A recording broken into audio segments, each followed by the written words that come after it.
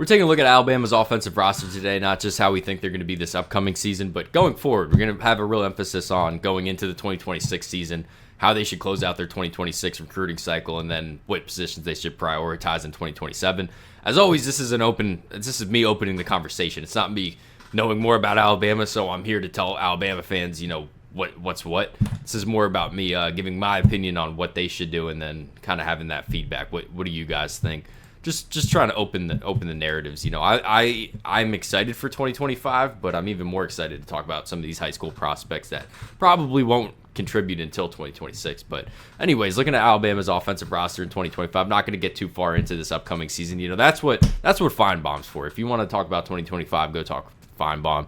One of the best offensive lines in the country for sure. Cam Dewberry, Jaden Roberts, Parker Brailsford, Kane Proctor, all going to be in the NFL next year, I think. So that's really all I really wanted to touch on 2025, because a lot of the contributors on this roster are going to be back for 2026 outside of Jeremy Bernard.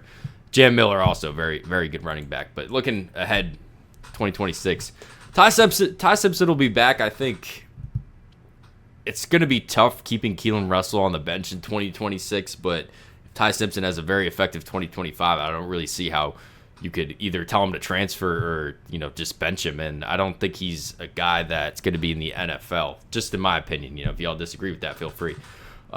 Anyways, the running back room, very talented. I think a good deal of the talent's going to be back. I feel better about the running back room in 2026 than I do in 2025. And that isn't because I don't think Jam Miller is a great player. I just think that they're going to be pretty much adding Ackland Deer. You might see him contribute this upcoming season, but he'll definitely be back. And then I'm very excited about Xavier Crowell. Very, very, very fun player. Very young. Not signed. I don't think I touched on this whole system here, but the Reds are pretty much 3 stars, purples are 4 stars, pinks are 5 stars. That's the color coding. And then if they have asterisks next to them, they're just committed, verbally committed to Alabama. They're not actually on the roster. They're not signed yet. But yeah, running back room in 2026, I think it'll be better just because you'll have a more mature AK Deer, probably ask him to contribute a bit more, and then very excited for Xavier Crowell. Richard Young listed as a second running back in 2025, should be pretty good in 2026. Hopefully not too good, because then he'll be in the NFL, but I think he'll be pretty good contributor down the line. Receiver room will be a lot of fun too. Touched on Jeremy Bernard, that's a big loss, but really good receiver. But outside of that, it's like Ryan Williams is going to be in his 3rd year in college football. He's going to be absolutely unstoppable at that point if he's not already. Jalen Hale hasn't played a whole lot. Might see him a bit in 2025. Could be coming in 26. Like him a whole lot. Arian Hampton as well. Latsir Brooks, absolutely love him. I definitely don't think he burns his red shirt this upcoming season, just because I can tell you right now he's probably the fastest player in college football, and if not, he's on a very short list, like top 10. He's just so physically underdeveloped at this point that I don't think you see him in 2025. 2026, I think you could definitely expect him. Sadari Morgan just committed this past week. Very excited for him. I would like to see Alabama go pick up another name at receiver going into 2026. This recruiting cycle. Brian Williams, Owen Cable, both also just committed this past week. I just made a video of Brian Williams. That's up if you guys want to go check that out. But Cable, I don't have a video up of. I think they're both very raw. 2 guys that maybe down the line could contribute, but I don't think we're talking until like 2028 for both of those guys, to be completely honest. Maybe 27.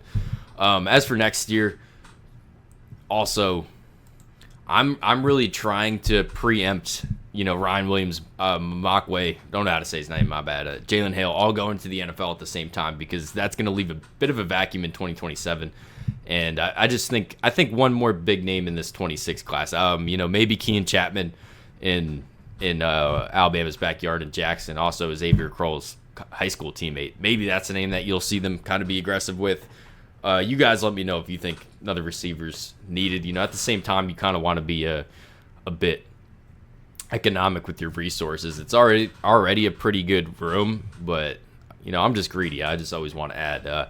And to be honest, I don't think it's that big of a deal if they don't add one, because of how talented this tight end room is going to be. Marshall Pritchett, you will not see him in 2025. Watching his high school film, he's one of those tight end prospects that's very long, just needs to fill out before he can actually contribute, either in line or as a kind of a glorified slot. So long, though, very athletic. would be one of the top prospects in the country if he's coming out in 2026 for sure. And they also got a guy that is one of the top prospects in 2026, Max Sutter. Could play receiver if he really wanted to. Very, very clean route runner for a guy that's 6'4 plus. Very excited to see what he is. So if they don't add another guy in this 2026 class, I suppose it's not that big of a deal. But they got a lot of talent in the skill room going forward for sure, in the skill positions going forward. And I think I touched on how good the offensive line is going to be in 2025. But, they're losing a whole lot going into 2026. Parker Brailsford, Kane Proctor, have them both listed here. Barring something unforeseen and something tragic, they will not be on this roster in 2026. We're going to be talking about them on an NFL roster at this point. So what does that mean? They have a lot of talent, but a lot of talent that hasn't played. So, taking a look at Casey Poe, Michael Carroll, Jackson Lloyd, all high-end 4 stars or 5 stars, very good football players. They're just not going to play a whole lot in 25 because of how good the offensive line is. Besides that, they have a lot of 4 stars that have been very aggressive at the offensive line. Have 2 commits up front. I think this is kind of the spot on the offense. You'll see him be a bit more aggressive. I didn't even talk about Jet Tamala, the quarterback in this 26 class, because I actually don't think he's going to end up being the quarterback in this 26 class. Maybe they take 2 guys. Looking at the roster kind of makes sense because, we only have 5 names here. You kind of expect six guys to be at the quarterback spot, but I like Kawa a lot, who they're trending for. That's up there also if you want to take a look at that. But going forward, I definitely think offensive line in this 2026 class is where you'll see Alabama kind of make the most aggressive plays on this side of the ball for sure. I feel really good about every other position. Quarterback, no high-end talent this year, but it's like, what is the point of wasting money and wasting NIL resources and wasting your time on a quarterback in this 26 class, like a high-end type, like Keelan Russell type prospect, when it's like you already got him on the roster. He's probably not going to play. It's kind of a harder sell also. So you see this a lot when teams are aggressive in 1 year in 2025 for a quarterback. They'll kind of pump the brakes for 2026 and just take more of a developmental type prospect, which I definitely think Tamala and then Kawa, if they end up bringing him in, those guys are a bit more developmental than Keelan Russell was coming out of Duncanville. But I think in the 2027 cycle, you'll certainly see them be very aggressive at quarterback and try to bring in one of the top prospects in the country.